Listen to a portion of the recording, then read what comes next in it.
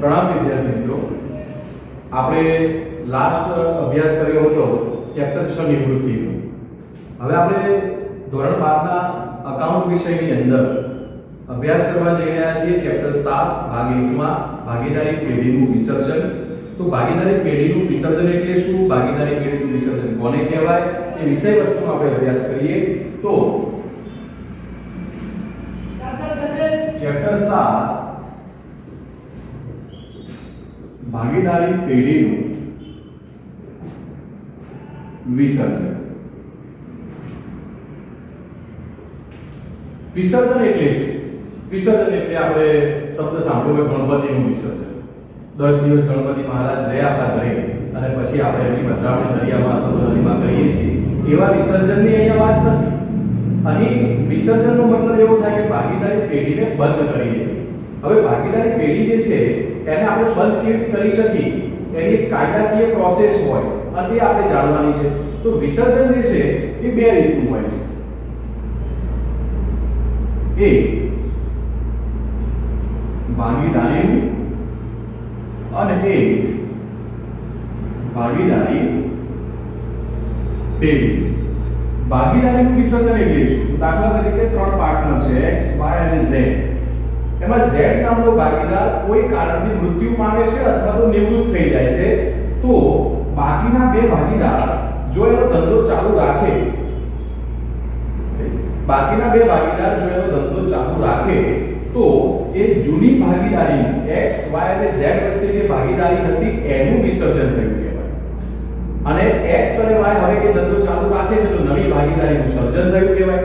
તો ભાગીદારીનું વિસર્જન એટલે બધામાંથી કોઈ બે ભાગીદારે વધી જાય અને એ લોકો આગળનો ધંધો ચાલુ રાખતા હોય તો જૂની ભાગીદારીનું વિસર્જન. પણ પેઢીનું વિસર્જન એટલે શું? તો પેઢીનું વિસર્જન એટલે આ ત્રણેય દ્વારા જે ધંધો કરવામાં આવતો હતો એ કાયમ માટે બંધ કરી દેવામાં આવે, એનું કોઈ અસ્તિત્વ જ ના રહે. એટલે એ દુકાન જ બંધ થઈ જાય, એ ફેક્ટરી બંધ થઈ જાય અથવા તો જે એકમ ચલાવે છે એ એકમ બંધ થઈ જાય, તો એ વખતે ભાગીદારી પેઢીનું વિસર્જન થયું કહેવાય. પણ વિસર્જનનો મતલબ એવો ના હોય કે તમે દુકાન છે કે ફેક્ટરી છે, શટર પાડી લોક મારી દીધું કે પોતપોતાના ઘરે જતા રહ્યા અને વિસર્જન થઈ ગયું. વિસર્જન કરવા માટે તમારા જે લેણદારો છે એને તમારે રૂપિયા આપી દેવા પડે, જે તમારી લોન લીધેલી છે એને તમારે પેડઅપ કરી દેવી પડે, જેટલા ખર્ચા તમારે ચૂકવવાના બાકી હતા એ તમારે ચૂકવી દેવા પડે, જે ભાગીદારો છે એને લોન આપી હોય તો લોન પાછી આપી દેવી પડે, એમની મૂડી જે છે એ પરત કરી દેવી પડે અને રજીસ્ટર કરાવવું પડે કે હવે આ ભાગીદારી પેઢી નામનું કોઈ એકમ બજારમાં રહેતું નથી. તો આ બધા પ્રશ્નો છે. તો આ બધા પ્રશ્નોનું સમાધાન કરવા માટે કે કેવી રીતે પેઢી બંધ કરાય એ વિષય વસ્તુની સમજ એ આપણને આપી છે. તો ફર્સ્ટ ઓફ ઓલ આપણે જોઈએ કે ભાગીદારીનું વિસર્જન એટલે શું. તો ભાગીદારીનું વિસર્જન પહેલા હું આને સમજાવું છું કે જે ભાગીદારી પેઢી છે એમાં બધા ભાગીદાર વતી, બધા ભાગીદારમાંથી કોઈ ભાગીદાર નિવૃત્તિ અથવા તો મૃત્યુ થવાના કારણે બાકીના ભાગીદારો એ ધંધો ચાલુ રાખે તો જૂની ભાગીદારીનું વિસર્જન થયું કહેવાય. હવે વાત કરીએ ભાગીદારી પેઢીનું વિસર્જન, કે બધા જ ભાગીદારો દ્વારા ધંધાને કાયમ માટે બંધ કરી દેવામાં આવે અને એનું અસ્તિત્વ કાયમ માટે હટાવી દેવામાં આવે, તો એવા સંજોગોમાં ભાગીદારી પેઢીનું વિસર્જન થયું કહેવાય. હવે ક્વેશ્ચન છે કે ભાગીદારી પેઢીનું વિસર્જન કેટલી રીતે કરી શકાય, કઈ રીતે ભાગીદારી પેઢીનું તમે વિસર્જન કરી શકો છો. તો વિસર્જન કરવાની રીતો એ તમને સ્ક્રીન ઉપર દેખાય છે બે. એક જે છે એ સર્વસંમતિથી એટલે કે અદાલતના હસ્તક્ષેપ સિવાયનું વિસર્જન, અને બીજા નંબરની મેથડ દેખાય છે અદાલતના હસ્તક્ષેપથી વિસર્જન. હવે પ્રશ્ન પહેલો લઈએ, બે ટોપિક છે, પહેલો ટોપિક લઈએ કે અદાલતના હસ્તક્ષેપ સિવાય અથવા તો સર્વસંમતિથી વિસર્જન કેવી રીતે કરી શકાય. એટલે કે પેઢીમાં અદાલત હસ્તક્ષેપ ન કરે, અદાલત હસ્તક્ષેપ એટલે કે કોર્ટ આપણને હુકમ ના કરે તમે પેઢી બંધ કરો, તેવા કયા સંજોગો છે કે જેમાં ભાગીદારો અંદર નક્કી કરી અને વિસર્જન કરી શકે. તેમાં સ્ક્રીન ઉપર તમે જોઈ રહ્યા છો પહેલો ટોપિક છે કે સર્વસંમતિ. સર્વસંમતિથી એટલે બધા જ ભાગીદાર નક્કી કરે ના હવે આપણે પેઢી બંધ કરી દેવી છે અને કાયમ માટે બંધ કરી દેવી છે, પેઢી આપણે ચાલુ રાખવી નથી, એવા સંજોગોની અંદર પેઢીનું વિસર્જન આપણે કરી શકીએ છીએ. સેકન્ડ નંબરનો ટોપિક છે કરાર દ્વારા, કે ભાગીદારી પેઢીમાં એગ્રીમેન્ટ થયો હોય કે આ પેઢી છે 2 મહિના માટે, 4 મહિના માટે અથવા 3 મહિના માટે કેટલીક શરતો નક્કી કરી હોય, એ શરતો પૂરી થઈ જાય એટલે આપોઆપ ભાગીદારી પેઢીનું વિસર્જન થઈ જતું હોય છે. ત્રીજા નંબરનો ટોપિક છે કાયદા દ્વારા. હવે કાયદા દ્વારા એટલે શું? તો 1932 ને 56 નો જે કાયદો છે એ 56 ના કાયદામાં કેટલા ઉલ્લેખ છે. જો આવું થાય તો પેઢીનું વિસર્જન કરી દેવું. દાખલા તરીકે શું? એક સિવાયના બધા ભાગીદાર નાદાર જાહેર થઈ જાય. હવે એકલો બધે એ ધંધો ચલાવવા માંગે ને તો પણ ના ચલાવી શકે. એ કારણ કે એ તો વૈયક્તિક માલિકી બની જાય તો ભાગીદારી પેઢીનું વિસર્જન થઈ જ ગયું. બીજા નંબરમાં કોઈ ભાગીદાર અસ્થિર મગજનું થાય અને મૃત્યુ થઈ જાય અને એવા કોઈ કારણથી બાકીના ભાગીદાર પર ધંધો ચલાવવા ન માંગતા હોય તો પણ ભાગીદારીનું વિસર્જન થઈ જાય. અને ત્રીજા નંબરમાં તમારો ધંધો ચલાવવો ગેરકાયદેસરનો બનતો. ધંધો ચલાવવો ગેરકાયદેસરનો બનતો હોય એટલે જેમ કે બિહારમાં થયું કે ચલો ભાગીદારી પેઢીમાં કોઈ લોકો દારૂનો ધંધો કરતા હતા. હવે સરકારે તે દારૂ પર બેન કરી દીધો તો તાત્કાલિક એ ધંધો કેવો બની ગયો? ગેરકાયદેસરનો. તો એ સંજોગોમાં ભાગીદારીનું વિસર્જન થઈ જાય છે. ચોથા નંબરની વાત કરીએ ચોક્કસ ઘટનાને કારણે. કોઈ ચોક્કસ ઘટના એટલે કેવી કે તમે જ્યારે ભાગીદારી પેઢીની રચના કરી હોય અને એ રચના કરતા વખતે તમે એક સમય નક્કી કર્યો હોય, આટલા સમય 2 વર્ષ માટે 5 વર્ષ માટે એ ચોક્કસ સમય પૂરો થઈ જાય તો પછી એ તમારે ભાગીદારી પેઢીનું વિસર્જન કરી દેવું પડતું હોય. અથવા તમારો હેતુ પૂર્ણ થઈ જાય. દાખલા તરીકે તમે કોઈ બિલ્ડિંગ બાંધવાનું કામ રાખેલું છે, તમને અંદાજિત સમય 5 વર્ષનો લાગતો હતો પણ તમે 3 વર્ષમાં પૂરું કરી દીધું તો 3 વર્ષ પછી એ ભાગીદારી પેઢીનું આપોઆપ તમારે વિસર્જન કરી દેવાનું રહેતું હોય છે. અને છેલ્લે નોટિસ દ્વારા કોઈ ભાગીદાર અન્ય ભાગીદારને નોટિસ આપે કે ભાઈ હવે આ ભાગીદારી પેઢી આપણે ચલાવવી નથી તો એવા સંજોગોમાં નોટિસ મળ્યા તારીખથી ભાગીદારી પેઢીનું વિસર્જન થયું કહેવાય. તો આ 5 મુદ્દાઓ ખાસ છે: સર્વસંમતિથી, કરાર દ્વારા, કાયદા દ્વારા, ચોક્કસ ઘટનાને કારણે અને નોટિસ દ્વારા ભાગીદારી પેઢીનું અદાલતના હસ્તક્ષેપ સિવાય વિસર્જન કરી શકાય છે. હવે વિદ્યાર્થી મિત્રો ક્વેશ્ચન ન હોય કે ભાઈ સર તમે વાત કરી એમ કે અદાલતના હસ્તક્ષેપ સિવાય વિસર્જન થઈ જાય તો અદાલતના હસ્તક્ષેપથી ક્યારે વિસર્જન થાય? ભાગીદારી પેઢીમાં બધા ભાગીદાર પેઢીનું બંધ કરવા નથી માંગતા પણ કોઈ એવો સંજોગ ઊભો થાય અને કોઈ બધા ભાગીદાર વચ્ચેમાંથી કોઈ એક ભાગીદાર કોર્ટમાં જાય અને રજૂઆત કરે કે ના અમારે ભાગીદારી પેઢીનું વિસર્જન કરી દેવું છે તો એવા સંજોગોમાં અદાલત કેવા સંજોગોમાં હુકમ કરી શકે કે હા ભાઈ ચલો તમે તમારું આ ભાગીદારી પેઢી છે એનું વિસર્જન કરી દો? ત્યારે ટોપિક તમે સ્ક્રીન ઉપર જોઈ રહ્યા છો. પહેલા નંબરનો ટોપિક છે કોઈ ભાગીદાર અસ્થિર મગજનું થાય તો અદાલત હુકમ કરી શકે છે. બીજા નંબરમાં ભાગીદાર તરીકેની ફરજો નિભાવવા માટે બધા ભાગીદારો અસમર્થ બને કે પોતાની જે ફરજો છે, પોતાનું જે કામકાજ છે એ કામકાજ કરી શકતા ન હોય તો એવા સંજોગોમાં પણ ભાગીદારી પેઢીનું વિસર્જન થઈ શકે છે. ત્રીજા નંબરની હું વાત કરું તો ભાગીદારી પેઢીનું સતત કોઈ ભાગીદાર એવો હોય કે એ સતત પેઢીના હિત વિરુદ્ધનું કાર્ય કરતો હોય, પેઢીને નુકસાન થાય તેવા કાર્યો કરતો હોય તો બાકીના ભાગીદાર અદાલતમાં જઈને પેઢી બંધ કરાવી શકે છે. ચોથા નંબરમાં કોઈ ભાગીદાર વારંવાર ઇરાદાપૂર્વક ધંધાની શરતોનો ભંગ કરતો હોય, એટલે કે ચલો ધંધાની મિલકતનો ઉપયોગ નહીં કરવાનો તો એ કરતો હોય, ધંધાના પૈસા છે અંગત ઉપયોગ માટે નહીં વાપરવાના પણ એ વાપરતો હોય તો એ સંજોગોની અંદર અદાલત હુકમ કરી શકે કે તમે તમારી પેઢી બંધ કરી. પાંચમા નંબરની વાત કરીએ કે કોઈ ભાગીદાર અને 3 ભાગીદાર છે x y અને z. હવે z એમ કે હું ભાગીદાર તરીકે નીકળી જાઉં છું અને મારી જગ્યાએ મગનભાઈ ભાગીદાર તરીકે આવશે. બાકીના ભાગીદારની સહમતિ વગર એ પોતાનો હિસ્સો બીજા કોઈને વેચી અને એ નવા ભાગીદારને એન્ટ્રી આપી દે તો એ સંજોગોમાં અદાલત પેઢી બંધ કરવાનો હુકમ કરી શકે છે.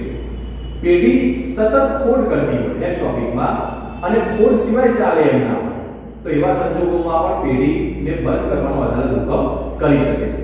તો આ જે સંજોગો તમે સ્ક્રીન ઉપર જોયા એટલા સંજોગોમાં ભાગીદારી પેઢીનું વિસર્જન અદાલતના હુકમથી પણ કરી શકાય છે વિદ્યાર્થી મિત્રો. તો વિસર્જન કરો લીધો કે લીધે એક અદાલતના હસ્તક્ષેપ સિવાય અને એક અદાલતના હસ્તક્ષેપથી. તો આ બે સંજોગોમાં ભાગીદારી પેઢીનું આપણે વિસર્જન કરીશું. હવે વિદ્યાર્થી મિત્રો આગળનો ટોપિક છે કે જ્યારે ભાગીદારી પેઢી બંધ કરવાની હોય તો એ વખતે કેટલીક કાનૂની બાબતો, હિસાબી બાબતોની પતાવટ કરવી પડે. કેટલીક હિસાબી બાબતો હોય કે એ પેઢી બંધ કરતી વખતે પ્રશ્નો ઊભા કરે તો એ કઈ એવી હિસાબી બાબતો છે, કેવી કાનૂની જોગવાઈઓ છે કે એ હિસાબી બાબત પતાવટ વખતે તમારે કરવી જરૂરી છે. તો આપણે હવે નેક્સ્ટ ટોપિક લઈ રહ્યા છીએ કે ભાઈ ભાગીદારી પેઢીના વિસર્જન વખતે હિસાબી બાબતોની પતાવટ અંગેની કાનૂની જોગવાઈઓ. તો એ કાનૂની જોગવાઈઓ વિશે અભ્યાસ કરીએ.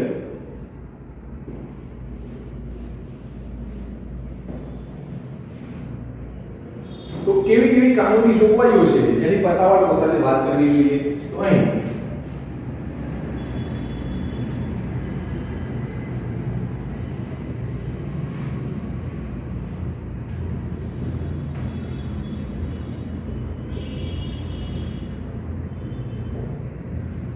ફર્સ્ટ ઓફ ઓલ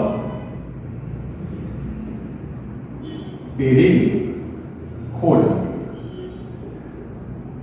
જે સમયે ભાગીદારી પેઢીને તમે બંધ કરો છો એ સમયે પેઢીમાં ખોટ હોય તો શું કરવું? તેના એક સ્ટેપ છે કે સૌથી પહેલા તમે એવું કરો કે ભાઈ તમારો જૂનો નફો કોઈ પડ્યો હોય, નફા નુકસાન ખાતું હોય, અનામતો ભેગી થઈ હોય, એમાંથી ખોટ માંડી વાળો. એમાંથી ખોટ માંડી વાળતા હોઈએ તેમ છતાં પણ પૈસા ખૂટતા હોય. દાખલા તરીકે પેઢીની ખોટ છે 100 રૂપિયા, અનામત છે 70 રૂપિયા, 70 રૂપિયા તમારી વાપરી લીધા પણ હજુ 30 ખૂટે છે. તો એવા સંજોગોમાં ભાગીદારની મૂડીમાંથી લેવું, ભાગીદારમાંથી મૂડીમાંથી લીધા અને ખોટ ભરવાઈ ગઈ, એમ છતાં પણ રૂપિયા ખૂટે તો ત્રીજા નંબરમાં ભાગીદારોએ પોતપોતાની અંગત મિલકતમાંથી પણ એ રૂપિયા લાવીને ખોટ ભરપાઈ કરવાની રહેશે. બરાબર? તો આ પેઢીની ખોટ થાય તો આ અંગે આ રીતે કરવાનું છે તમારે. બીજા નંબરની કાનૂની જોગવાઈ લઈએ. પેઢીના દેવા અને ભાગીદારોના અંગત,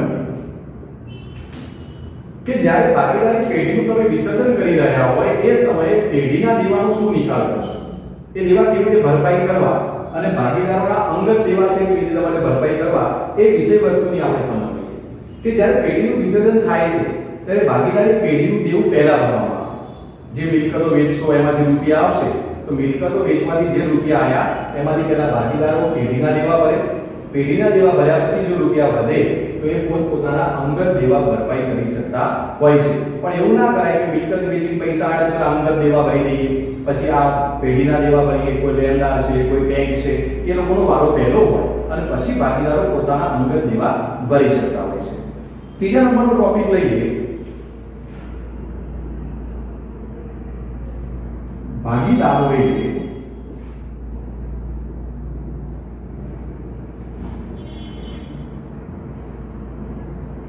પેઢીને લોન આપેલી હોય, પાછું સર્વે તો છે પેઢી બંધ જ થઈ તો પાકા સર્વૈયામાં તમને ભાગીદારે કોઈ જે ભાગીદારો છે અને પેઢીને લોન આપેલી હોય તો એ લોનનું શું કરવું?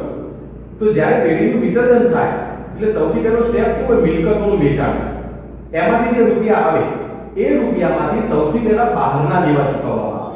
એટલે કે લેણદાર હોય, દેવી મૂડીના હોય, બેંક ઓવરડ્રાફ્ટ હોય, કોઈ લોન હોય, એ દેવું ચૂકવો. અને પૈસા વધે તો આ જે ભાગીદારોએ પેઢીને લોન આપી છે ને એ લોન ભરપાઈ કરવામાં આવે. તો એ લોન ભરપાઈ કરો. હવે ઘણી વખત શું વધે કે બધા બહારના દેવા ભર્યા પછી 30 રૂપિયા વધે.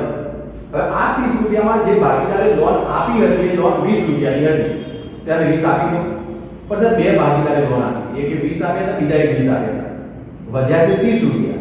લોન પેડ અપ કરવાની છે 40 રૂપિયા, તો બંનેને પ્રમાણસર આપો. 15 તું લઈ જા, 15 તું લઈ જા, અને 5 જે લાખ રૂપિયા છે એ ખોટ સહન કરે. તો તમે ભાગીદાર બનો અને પેઢીને લોન આપો તો કાળજી રાખજો કે તમારો વારો પૈસા લેવાનો બીજા નંબરમાં આવે. કેમ કે પહેલા બહારના દેવા ભરાય અને પછી પૈસા વધે તો આ જે દેવા છે લોન તરીકે તમે આપ્યા હોય પૈસા એ એનો વારો આવતો હોય છે. આ બધા ક્વેશ્ચન બહુ મોસ્ટ ટાઈમ છે, તમને આ ચેપ્ટરમાંથી થિયરીનો ગુણભાર વધારે રહેશે. ઓકે, ચોથા નંબરની જે જોગવાઈ છે એની હું વાત કરું.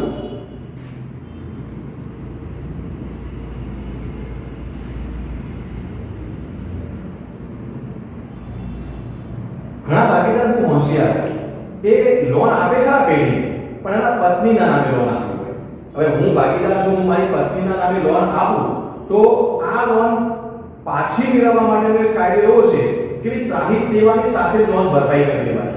એટલે કે તમે મિલકતો વેચીને જે રૂપિયા ભેગા કર્યા છે એમાંથી લેણદાર ચૂકવો છો, બેંક ઓવરડ્રાફ્ટ ચૂકવો છો, બેંક લોન ચૂકવો છો, મિત્ર પાસે ઉછીના લાયેલા રૂપિયા ચૂકવો છો, તો આ ભાગીદારની પત્નીની લોન એની સાથે ચૂકવી દેવાની. પણ જો તમે તમારા નામે લોન આપી હશે તો કેવું થશે? પહેલા બહારના દેવા ભરાશે, બહારના દેવા ભરાયા પછી તમારો વારો લોન તરીકે જે પેડ અપ કરવાનો છે એનો આવશે. તો એવો નિયમ છે કે ભાગીદારની પત્ની પોતાના સ્ત્રીધનમાં પોતે કમાયેલી આવકમાંથી જો ભાગીદારી પેઢીને લોન આપી હશે તો એ લોન ત્રાહિત દેવાની સાથે જ, એટલે કે બહારના દેવાની સાથે ચૂકવી દેવામાં આવતી હોય છે. નેક્સ્ટ જોગવાઈ છે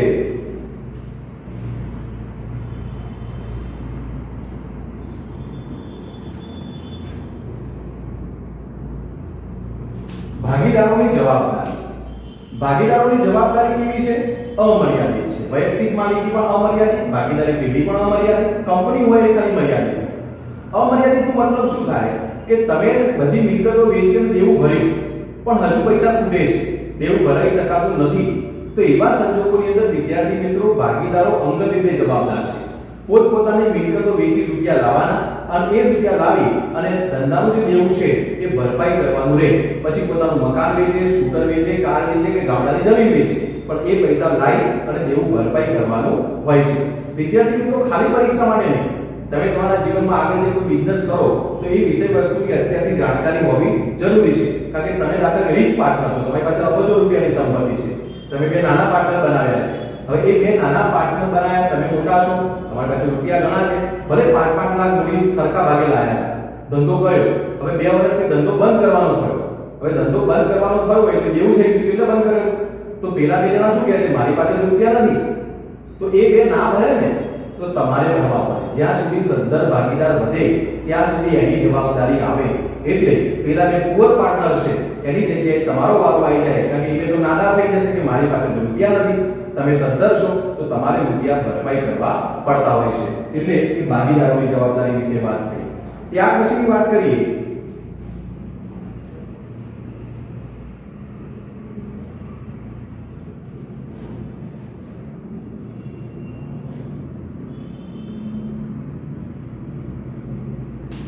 પેઢીની મિલકતોની વહેંચણી. જ્યારે પેઢીની મિલકતો વેચવા માટે ભાગીદારી પેઢી બંધ કરો એટલે આપણે બધું બંધ કરી દેવાનું છે. એ લોકો શું કરે, એનું જમીન હોય, મકાન હોય, યંત્ર હોય, કોમ્પ્યુટર્સ હોય, ફર્નિચર હોય, આ બધું વેચવા માટે કાઢી. અને ઘણી વખત એવું બને કે કોઈ પાર્ટી આવે બધું જ એક સાથે ખરીદી લે. તો હવે આ જે મિલકતો છે એ મિલકતો વેચી, મિલકતો વેચ્યા પછી તમારી પાસે રૂપિયા આવશે. આ રૂપિયાનો શું ઉપયોગ કરવો એનો એક સ્ટેપ છે, એ જરા સમજો.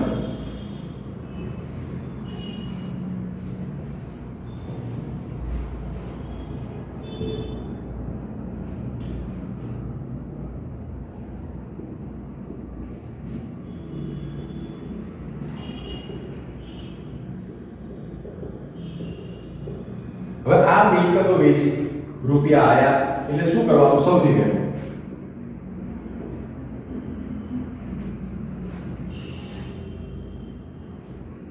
પહેલું સ્ટેપ છે વિસર્જન ખર્ચ.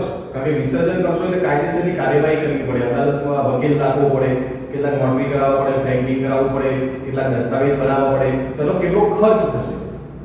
એ વિસર્જન જે ખર્ચ છે, કદાચ મિલકત વેચવા માટે દલાલી પણ આપવી પડે, તો એ વિસર્જન ખર્ચ છે એના પૈસા પહેલા કાઢી એ નીકળી જાય. ત્યારબાદ બીજા સ્ટેપમાં ત્રાહિત પક્ષના દેવા ચૂકવવા. પૈસા વધે તો ત્રાહિત પક્ષના દેવા એટલે લેણદાર હોય, બેંક ઓવરડ્રાફ્ટ હોય, દેવી ઊંડી હોય, કોઈ ભાગીદારની લોન હોય, કોઈ મિત્ર અથવા ભાગીદાર કે મિત્રની લોન હોય, તો આવી રકમ એ તમારે ચૂકવી દેવાની. એ ચૂકવ્યા પછી જો હજુ પૈસા વધે તો શું કરવાનું? જો હજુ પૈસા વધે તો ભાગીદારોની પેઢીને આપે લોન ચૂકવાય. જે ભાગીદારોએ પેઢીને લોન આપી છે એ લોન ચૂકવી દો. ચલો હજુ ચૂકવ્યા પછી હજુ પૈસા વધે છે તો ચોથા સ્ટેપમાં ભાગીદારોની મૂડી અથવા તો ચાલુ મૂડી ચૂકવાય.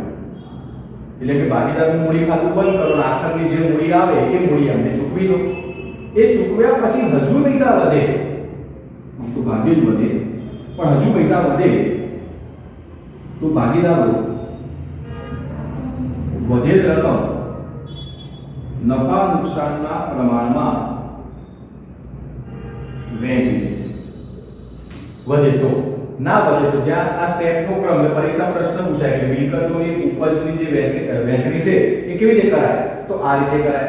તો આ જે ટોપિક થયા એ પેઢીની કાનૂની જોગવાઈના પતાવટ માટે છે. આ પ્રશ્નો તમને ખાસ એક એક વાક્યમાં 2 માર્ક્સના પ્રશ્નોમાં તો વિભાગ સી માં તમને પૂછાઈ શકે છે. તો આપણે 5 પ્રકારની જોગવાઈ જોઈ.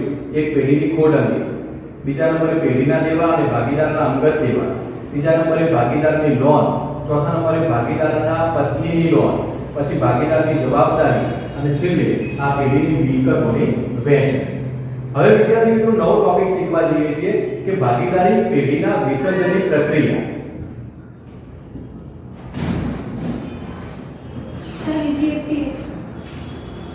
ભાગીદારી પેઢીના વિસર્જનની પ્રક્રિયા.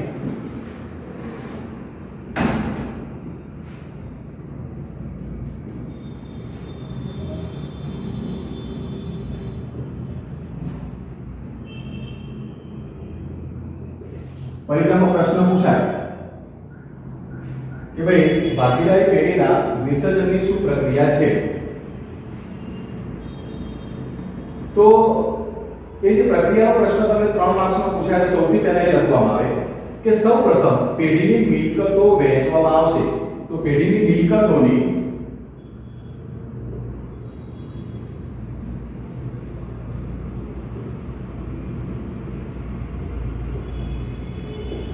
તો સૌથી પહેલો ટોપિક છે પેઢીની મિલકતોનું વેચાણ.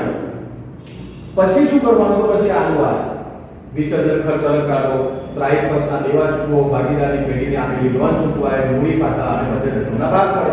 તો પરીક્ષામાં પ્રશ્ન પૂછાય કે ભાગીદારી પેઢીના વિસર્જનની સામાન્ય પ્રક્રિયા સમજાવો. તો લખવાનું કે સૌપ્રથમ પેઢીની મિલકતોનું વેચાણ કરવામાં આવશે અને ત્યારબાદ નીચેના ક્રમમાં આ બધી વસ્તુઓની ચૂકવણી કરવામાં આવશે. તો આ જે વાત થઈ ગઈ કે પેઢીના વિસર્જન વખતની પ્રક્રિયા થઈ ગઈ. બરાબર, આમાં બહુ ડિટેલમાં લઈ જવાની જરૂર નથી. નેક્સ્ટ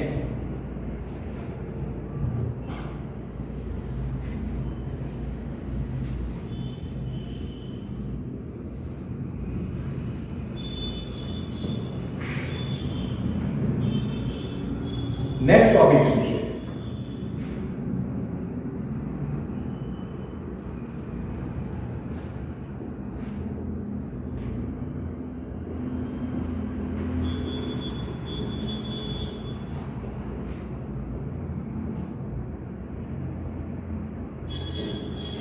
પેઢીના વિસર્જન વખતે તૈયાર કરવામાં આવતા ચોપડા અથવા ખાતાઓ કે પેઢીના ચોપડે કયા કયા ખાતા બનાવવાથી પેઢીનું વિસર્જન કરી શકાય. તો એની અંદર ટોટલ 4 પ્રકારના ખાતા છે. નંબર 1 લઈએ માલ મિલકત નિકાલ ખાતું, જેને સંપાદન ખાતું પણ કહેવાય. બીજા નંબરે છે ભાગીદારોની લોનના ખાતા. ત્રીજા નંબરે છે ભાગીદારોના મૂડી અથવા ચાલુ ખાતા. અને ચોથા નંબરે છે રોકડ કે બેંક ખાતા. પેલું પ્રવેશ નિવૃત્તિનું યાદ ના રાખતા, પુનઃ મૂલ્યાંકન ને બધા ખાતા. અહીંયા થોડા અલગ પ્રકારના ખાતા ક્રિએટ થાય છે. તો અહીં જે ખાતા ક્રિએટ થયા છે એમાં માલ મિલકત નિકાલ ખાતું, પછી સમજ આપું છું બધાની, ભાગીદારોની લોનના ખાતા. જો પેઢીમાં કોઈ ભાગીદારની લોન હોય તો, ના હોય તો નથી બનાવવાનું. મૂડી અને ચાલુ ખાતું ફરજિયાત છે, અને રોકડ અને બેંક ખાતું આ ખાસ જોઈ છે, કારણ કે પેઢીમાં જે મિલકતો વેચશો તો રૂપિયા આવશે, પાછી ચૂકવણી કરવી પડશે. આ બધી વસ્તુ માટે આ જરૂરી ખાતા બનાવવાના રહેશે. હવે આપણે નેક્સ્ટ વિડિયોમાં માલ મિલકત નિકાલ ખાતા વિશેની સમજ લઈશું અને એને લગતા દાખલાઓનો અભ્યાસ કરીશું.